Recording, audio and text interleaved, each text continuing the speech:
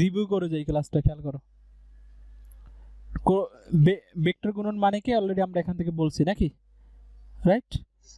এই স্লাইড নিয়ে কোনো সমস্যা ছিল? না স্যার, এখানে সমস্যা বলতে আমি যেটা বুঝছি, ধরেন এই পরিবর্তন সূত্র আবার ই মানে না, ক্রস গুণন মানে না, কিন্তু ডট গুণন মানে। তারপর এই যে নিচের যে বিষয়গুলো কিভাবে হইছে এগুলো বুঝতে পারছো, সমস্যা নাই, রাইট?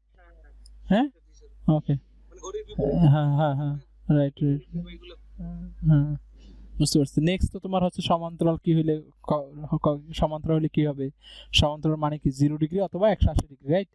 এগুলো হইলে a cross b equal to 0 লেখা যায়। হ্যাঁ বুঝতে পারছো। তারপর হচ্ছে তোমার এইটা যে সমান্তরাল হইলে তারপর m বাই n এর মান যদি বের করতে বলে, রাইট? এটা একটা ইউনিভার্সিটিতে শর্টকাট জিনিস শিখেই নি, এটা নোট করে নিও পারলে, অত স্লাইডে তো থাকবেই ইউনিভার্সিটির জন্য, ইউনিভার্সিটি শর্টকাট। সেটা হচ্ছে মনে রাখবা যে a ভেক্টর সমান মানে কি axi plus ayz ayj plus azk, আর b ভেক্টর সমান ay সরি b ভুল বলছি, bxi plus byj plus bzk। এই পর্যন্ত ক্লিয়ার? এখন ভাই একটু নিজের অ্যাক্টিভিটি নিজে না বুঝতে চাও, নিজের ভালো নিজে না বুঝতে চাইলে কোনো কাজ হবে না, তুমি দেখবা, ঠিক আছে? যে এত বাসায় টিচার মিচার রাইখা এবার যদি পড়াশোনা না করো, বাপ মায়ের কত কিছু আসার, টোটাল টাকা পয়সায় তো যত ইনকাম আছে ম্যাক্সিমাম তো তোমাদের এই সব পড়াশোনা জিম্মে যা খরচ হাবিজাবিতে বাংতেছে। এই বিষয় তুমি এই ম্যাথটা, জি স্যার, এটা তো নির্ণয়কের অঙ্ক স্যার। ওকে ঠিক আছে, ও এটা একটা শর্টকাট যেটা বলবো, জি স্যার কই তো শেষ করে দিলা, মনে রাখবা।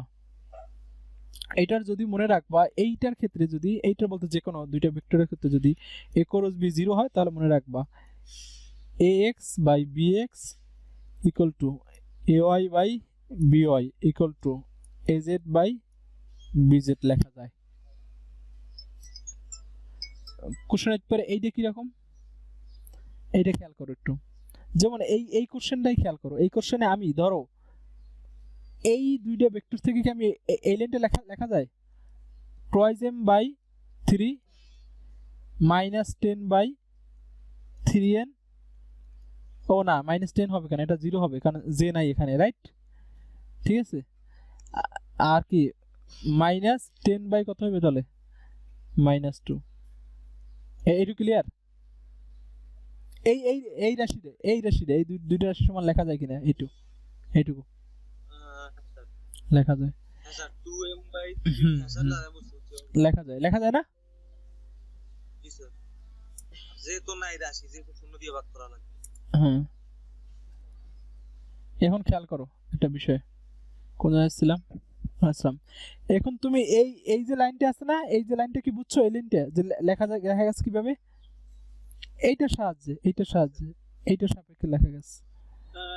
হ্যাঁ স্যার বুঝতে পারছি ভাই, যেটা না থাকবে ওটা শূন্য দিয়ে ভাগ করব, যে ভেক্টর তো নাই। না শূন্য দিয়ে ভাগ মানে কি, শূন্য দেবো সেখানে, ভাগটাক তো বুঝি না ভাই, শূন্য দেবো। এখন তুমি যে কোনো তুমি m এর মান বের করবা, তুমি দেখো খেয়াল করো এই রাশিটার সাথে এই রাশিটা লাস্টের রাশিটা নেবা, এখন স্যার লাস্টের রাশি নেব কারণ এইটা নিলে কি হয়, এইটা নিলে হয়ে যায় এরকম যে তোমার হচ্ছে এখানে একটা অজানা রাশি, এখানে একটা অজানা রাশি, দুইটা অজানা রাশি দিয়া মান বের করা যায় না, একটা অজানা থাকা লাগে একটা কি জানা থাকা লাগে। তাহলে তুমি দেখো, তুমি যদি টুয়াইস m বাই 3 নাও, আর এখানে কত মাইনাস 10 বাই কত মাইনাস 2, মাইনাস মাইনাস কাটাকাটি যায়, 5 দুগুণে 10, তাহলে দেখো 2m equal to 3 5 15 by 2, sorry 3 5 15, 3 5 15 হয়, তাহলে m ইকুয়াল টু কত 15 বাই 2, বুঝতে পারছি? হ্যাঁ স্যার, হ্যাঁ রাইট, দেখো এখানেও কিন্তু সেম জিনিসটাই ছিল, এই দেখো এই কাটাকাটি দাও 15 বাই 2, তাহলে এভাবে আমরা বের করতে পারি, এভাবে n এর মান এখানে দিলে 0 আসবে, ক্লিয়ার? জি স্যার বুঝতে পারছি। ঠিক আছে, এই তো তারপর তো বাকিগুলো বুঝতে পারছো, এটার ক্লাস না হইলে স্লাইড দেখলে বুঝতে পারবো আশা করি, রাইট? তাছাড়া তো একটা সূত্রই খেলা ঠিক আছে, আমি নেক্সট স্লাইড করে রাখবো, তুমি একটু বাসায় হোমওয়ার্ক কি বলতেছি ওই ভিডিও দেখে আলি হোমওয়ার্ক করবি, তার অলরেডি